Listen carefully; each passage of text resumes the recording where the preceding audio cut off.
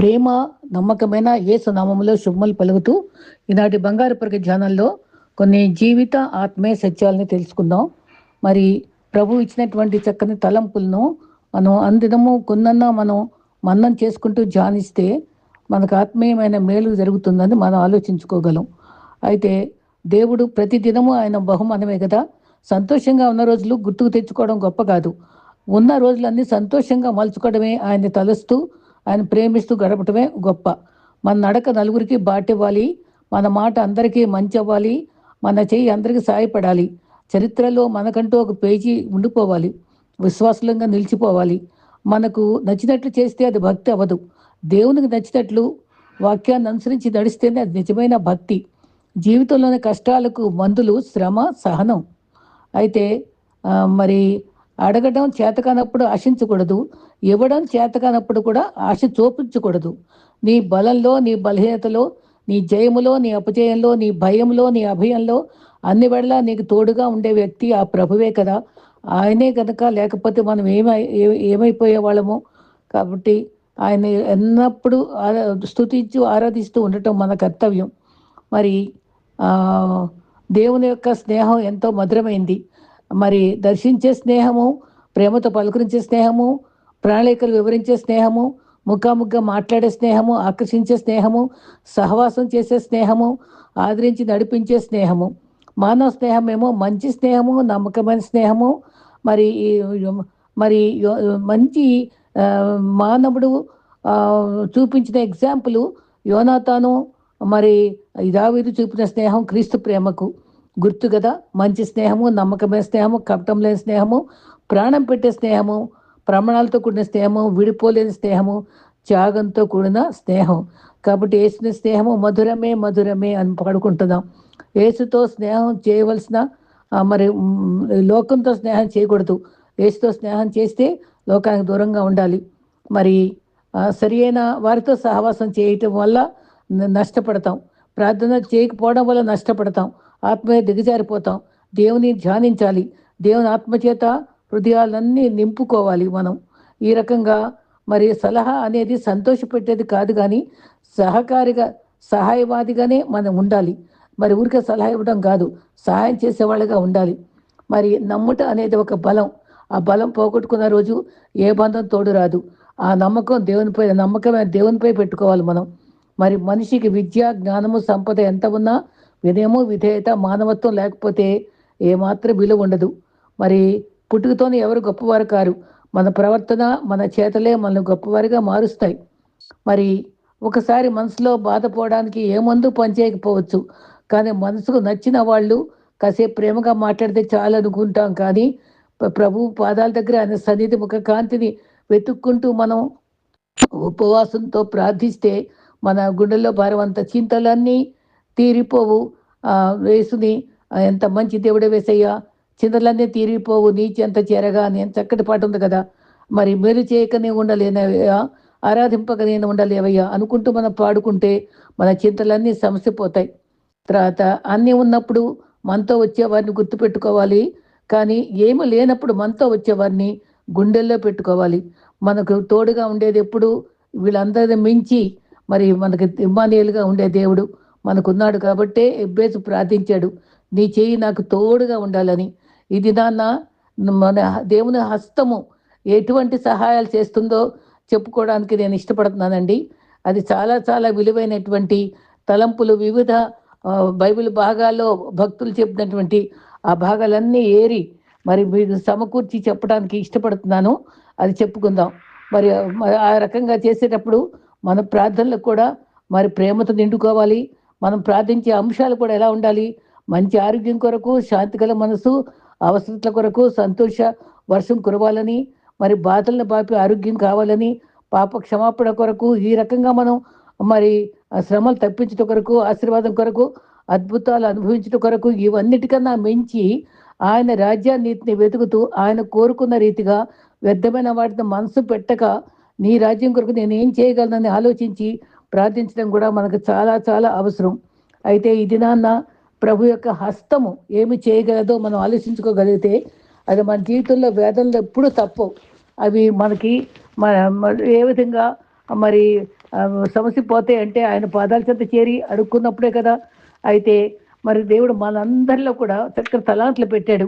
మరి గిద్యోని జీవితం తలంచుకుంటే మరి తను భయంగా మరి చాటున మరి గోధుమలు మరి బాగు చేసుకుంటున్న టైంలో బలాఢ్యుడా అని దూత చెప్పుద్ది. నేను ఎందుకు లేని వాడిని నేనేంటి బలాఢ్యుడా అంటే తనలో ఉండేటువంటి గొప్ప శక్తిని వెలికి తీసి తనతో సంప్రదించి మరి దేవుడు తన గొప్ప 300 మందితో గొప్ప సైన్యంతో పోరాటానికి మరి బూరలతోటి వెలుగుతోటి మరి గుండెలతోటి చక్కని తలంపులు ఇచ్చి విజయం ఇచ్చినట్టుగానే మనలో కూడా వెలుగు తీసిన పరాక్రమం చూస్తాడని మనం గుర్తుపెట్టుకోవాలని హస్తం మనల్ని బలపరుస్తుంది. అందుకే ఎబ్బేసు ఎంత చక్కగా ప్రార్థన చేశాడు, నీ చేయి నాకు తోడు కావడని అన్నాడు. ఇంకా చక్కని 4 విషయాలు చెప్పాడు కదా. దాంట్లో ఈరోజు మనం చెప్పుకుపోయేది బలమైన హస్తము సహాయము చేసేది, తోడుగా ఉండదని ప్రార్థించాడు. ఒక సందర్భంలో ఉజ్జయ అనే రాజు మరి 16 సంవత్సరాల వయసులో రాజయ్యాడు. మరి ఎంతో దేవుని ఆశ్రయించాడు.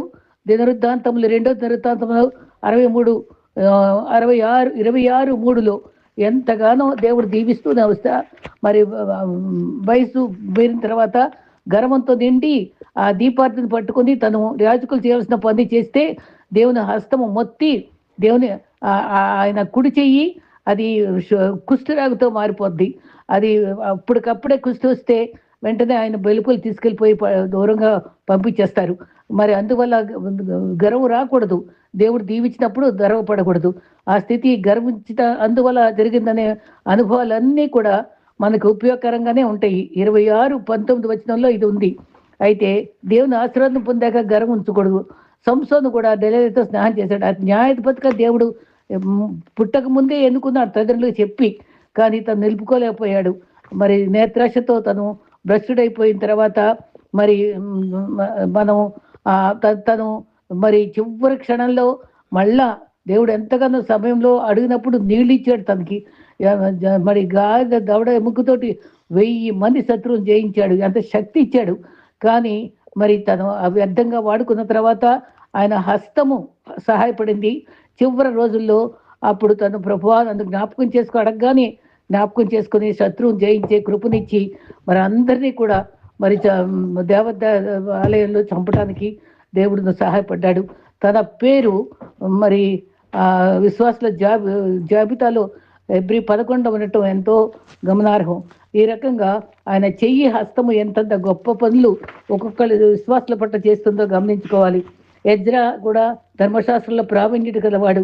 తను మరి బానిసగా మరి అందరూ కూడా నెహెమ్యా తను ఉన్న 72 సంవత్సరాల మరి ఉన్న సమయాల్లో ఆయన ఎంతో చక్కగా వారందరి కోసం ప్రార్థన చేసేవాడు. నెల ఎలుగెత్తి ఏడ్చేవాళ్ళు.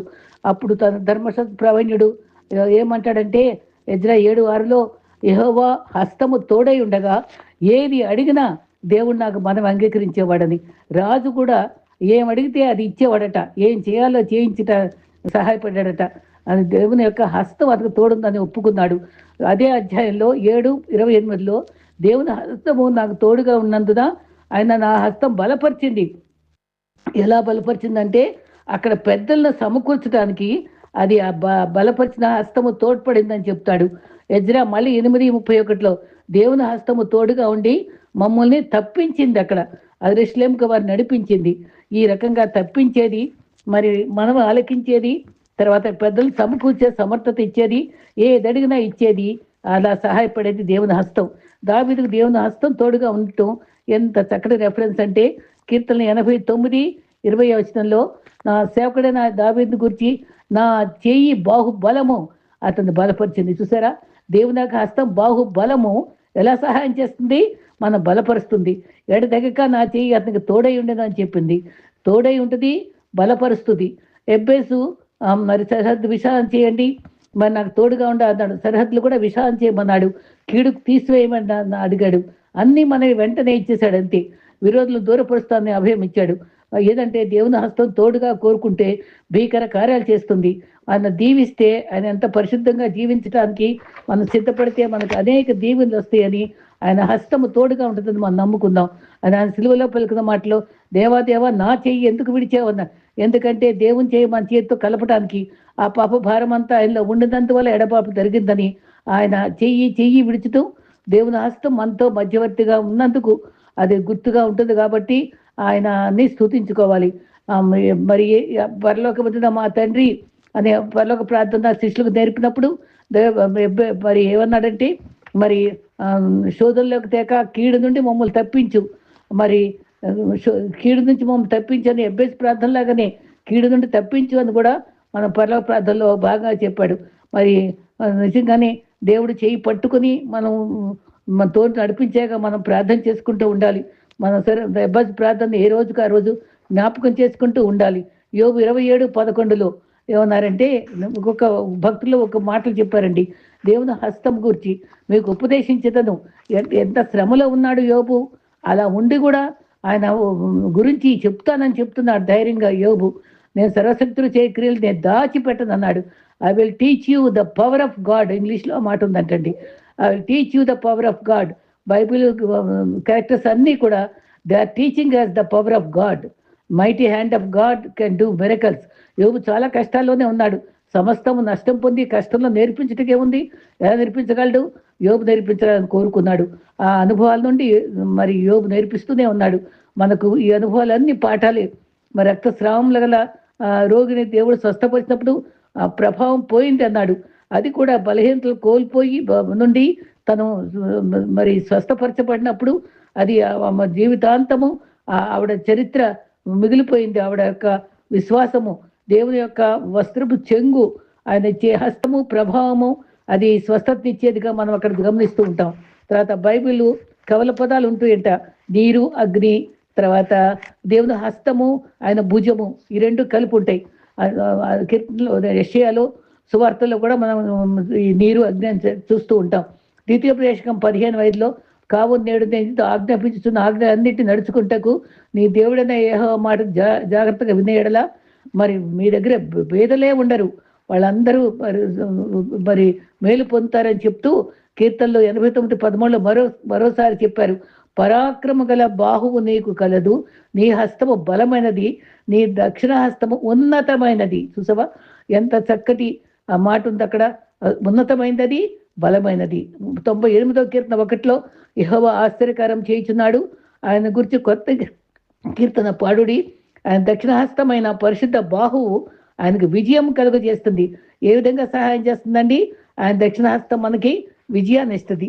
నీ చెయ్యి మరి 136 కీర్తన 12, 136:12 నీ చేయి చాచి తన బలము చేత వారిని రక్షించను, ఆయన కృప నిరంతరం ఉండను, ఆయన దక్షిణహస్తం చాచి అద్భుతాలు చేసే దేవుడు. యెషయా 62:8 కూడా బాహువు విజయం ఇచ్చేది, అది కీడు నుంచి తప్పించేది, రక్షించేది.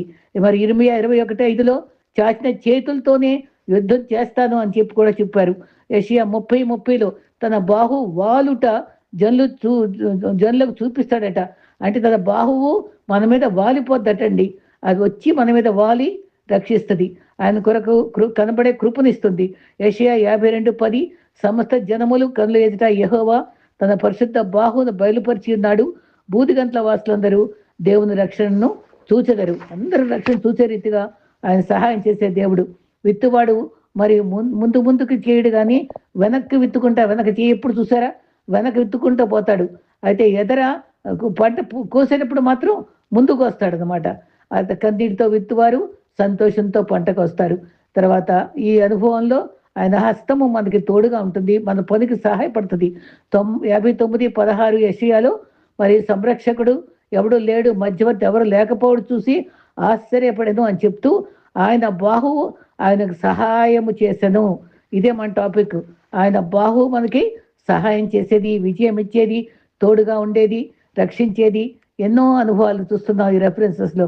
నీతియే ఆయనకు ఆధారమైన ఆయన చేతితో సహాయం చేస్తే విస్తార దీవెనలు పొందుతాం.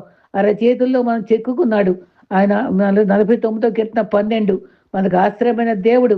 సొంత ఆశ్రయము మనం సొంతంగా ప్రయత్నాలు చేసుకుని చేస్తే ఆశ్రయం నిలవదు, నష్టాలు పాలవుతాం. 91:15 శ్రమలో తోడుగా ఉంటాను, దీర్ఘాయుచే తృప్తిపరుస్తాను, ఆయన రెక్కల కింద ఆశ్రయిస్తే దీవెనలు ఇస్తాడు, తాను తగ్గించుకున్నవాడు హెచ్చింపబడతాడు. మన శ్వాస పోయే వరకు నేర్చుకుంటూనే ఉండాలండి. లోకమైన ఎడారిలో పరదేశులము, లోకమనే పాఠశాలలో మనం నేర్చుకోవాలి.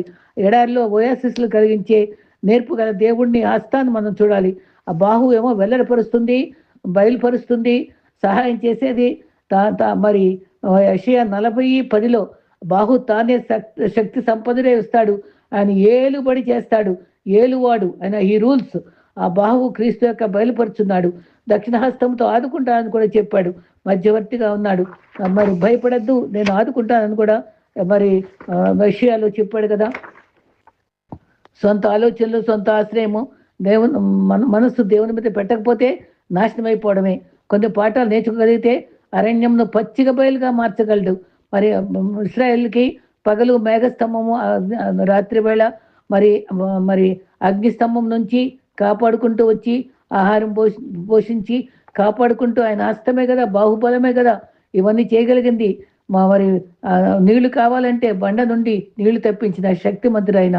మరి లోతు కూడా మరి అక్కడ నుంచి వచ్చేటప్పుడు అంతో పచ్చని దాన్ని చూసుకుని ఎన్నుకున్నాడు.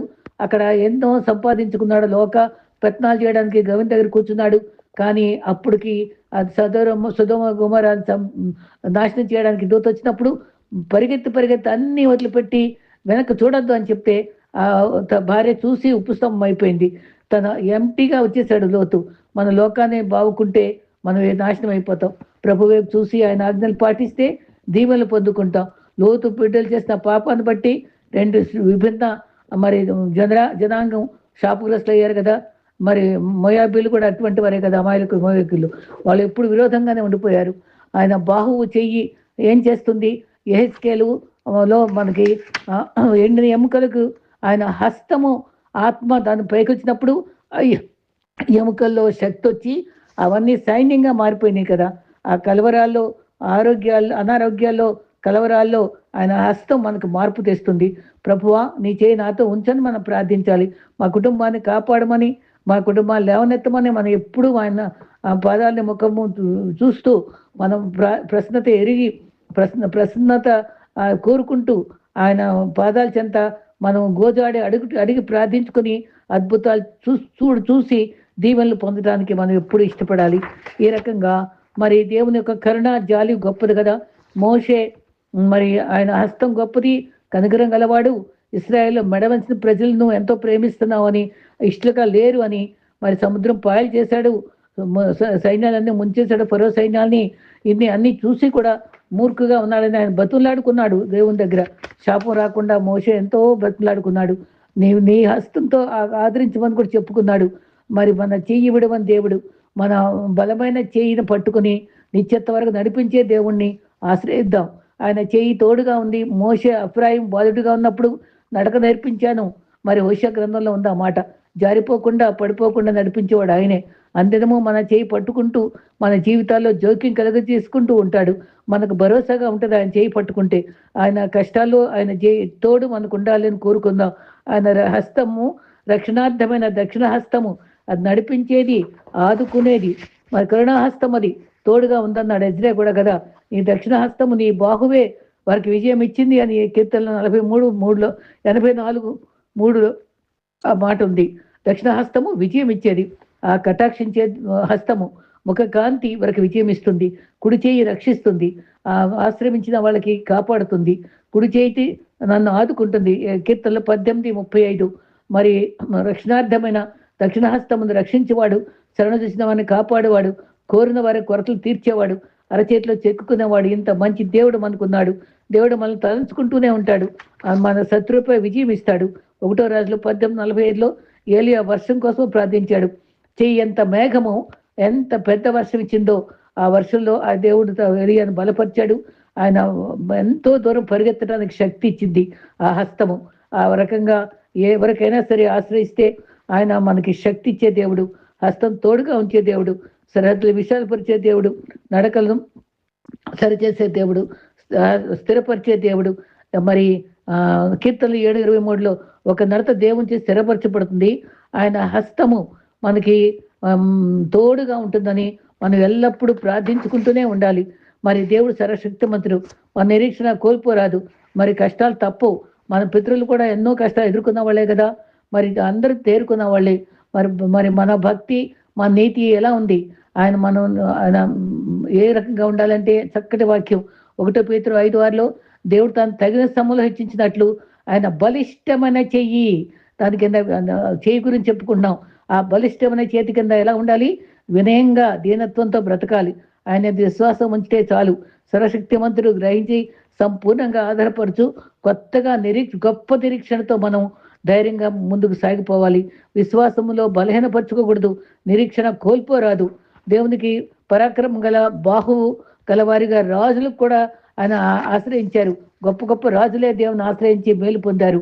మనమేమాత్రము మరి బలంగా ఇశ్రాయేల్ పక్షంగా హస్తం తోడుగా ఉంది కనుక మన పక్షంగా కూడా దేవుడు ఎప్పుడు సహాయపడటానికి రెడీగా ఉన్నాడు. అసాధ్యాలు సుసాధ్యాలు చేస్తాడు. న్యాయాధిపతులు మరి గిద్యోను దేవరా వీళ్ళందరితో విరోచితంగా ఆయన సహాయపడలేదా? దేవుని కొరకు కొనసాగి మరి చాలా మందికి పూర్తిగా దేవుల్లో ఉండటానికి లోకం మీద ప్రేమ ఉంటుందండి. అది ఉంటే మనకి జయాన్ని దీవెన రాదు. అది గమనించుకొని మనం పవిత్రపరుచుకుంటూ మనం ఎబ్బేజు వలె మరి ఆగూరు వలె ప్రార్థించుకుంటూ శ్రేష్టమైన విషయాలు ప్రార్థిస్తూ మేలు పొందుదాం. మన కుటుంబాలను సంరక్షించుకుందాం. మరి మన బిడ్డలను సిగ్గుపడకుండా బ్రతకటానికి ఆయన అండ మనకు కావాలి. ప్రభు దృష్టిలో మనం తగ్గించుకోవాలి. యాకోబు 4:10 మనం ఆయన దగ్గరికి వస్తే ఆయన మన దగ్గరికి వస్తాడని దాంట్లోది. ఆ రకంగా ఆయన దగ్గరికి వచ్చి మేలు పొందుతూ ఆయన దక్షిణ హస్తము సహాయం చేసేది కనుక ఆయన హస్తము ఎన్ని రెఫరెన్సెస్లో ఎంత విలువైన పనులు చేస్తుందో, ఎలా సహాయపడుతుందో ఇప్పుడు చూసుకుందాం. అదే మరి పదే పదే ధ్యానిస్తూ ఆయన హస్తాన్ని ఆశ్రయిస్తూ నిత్యత్వం వరకు ఆయన చేపట్టుకుని నడుద్దాం. అట్టి కృప మనందరికీ ప్రభు అనుగ్రహించుగాక. ఆమేన్.